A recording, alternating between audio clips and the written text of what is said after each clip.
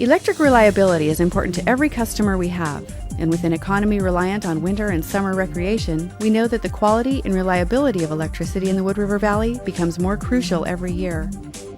The Wood River Valley's peak electric load, or demand on the system, is highest in the winter. The need for reliable power, combined with continued growth in the valley, means that a long-term electrical plan would benefit all area customers. The southern part of the valley, from Haley south, is served by 2 power lines, giving them redundant power sources most of the year. But the northern part of the Wood River Valley is served by a single power line. This doesn't allow for an alternate source of power, particularly during the winter peak when it's needed the most. The increasing demands for power, together with winter storms, could result in long-lasting power outages when we have relatively minor emergencies in the Wood River Valley. Valley commuters experience congestion on this road every day. They know that if there's an accident between Haley and Ketchum, traffic will slow or stop completely. Similarly, if the transmission line is lost, there's no way to get electricity to customers in the north.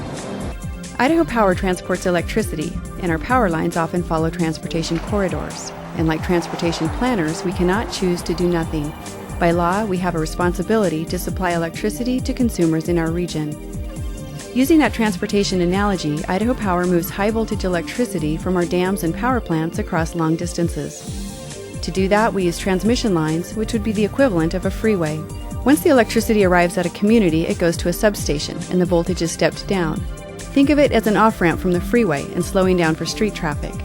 From there, it goes out on distribution lines or feeders to serve local businesses and homes.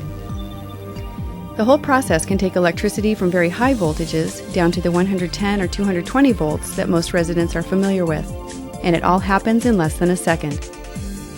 In order to continue serving the people and communities of our area, we need a long-term plan that balances our need to build this electricity highway with the other needs of the community. Idaho Power, together with an outside consultant, soon will convene a community advisory committee to help create a long-term electrical plan for the Wood River Valley. We'd like to have the Community Advisory Committee help us with the options, with the planning, with the community acceptance, with the general education of the community in the area.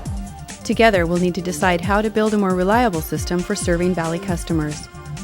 The length, voltage, and location of potential power lines will have to be considered carefully, together with other aspects like aesthetics, cost, and need. The CAC will help us with that.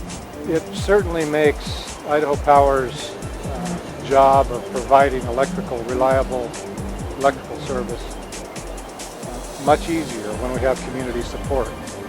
We found that in all of our areas, not only Blaine County, but also the Treasure Valley, when you can involve the community in your planning and your processes as much as possible and truly listen to their advice and their wisdom in a lot of cases, that it makes our planning and construction much easier.